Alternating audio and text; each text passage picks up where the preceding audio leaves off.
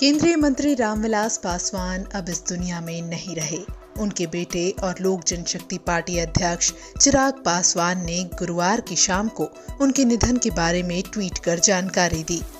चिराग ने अपने बचपन का एक फोटो ट्वीट किया जिसमें वो पासवान की गोद में बैठे हैं और लिखा है, पापा अब आप इस दुनिया में नहीं हैं, लेकिन मुझे पता है कि आप जहां भी हैं हमेशा मेरे साथ हैं। प्रधानमंत्री नरेंद्र मोदी ने भी ट्वीट कर रामविलास पासवान के निधन पर दुख व्यक्त किया है।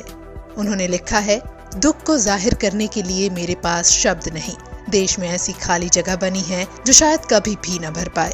रामविलास पासवान का निधन मेरे लिए निजी क्षति है।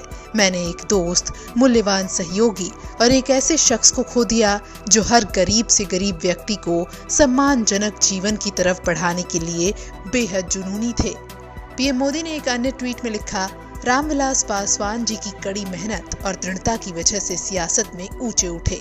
एक युवा नेता के तौर पर उन्होंने इमरजेंसी के दौरान हमारे लोकतंत्र पर आघात और अत्याचार के खिलाफ प्रतिकार किया। वो एक उत्कृष्ट सांसद और मंत्री थे जिन्होंने कई नीतिगत क्षेत्रों में योगदान दिया। रामविलास पासवान ने देश के 6 प्रधानमंत्रियों के साथ काम किया है। उनके नाम कई रिकॉर्ड भी हैं। कहा जाता है कि रामविलास राजनीति के मौसम के वैज्ञानिक थे।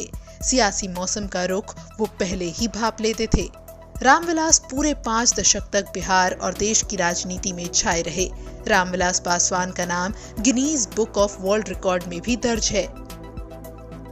वो 1977 में जनता पार्टी की सदस्यता ग्रहण कर रिकॉर्ड मतों से हाजीपुर लोकसभा सीट से जीत हासिल कर चुके थे।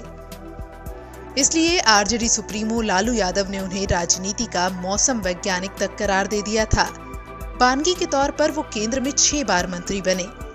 1989 में पहली बार केंद्रीय श्रम मंत्री बने। वहीं 1996 में वो रेल मंत्री बने। 1999 में उन्होंने संचार मंत्री का पद संभाला, जबकि साल 2002 में वो कोयला मंत्री बने। 2014 में खाद्य एवं उपभोक्ता संरक्षण मंत्री बने और 2019 में भी उन्हें यही मंत्री पद मिला। रामविलास पासवान एनडीए सरकार में मंत्री थे।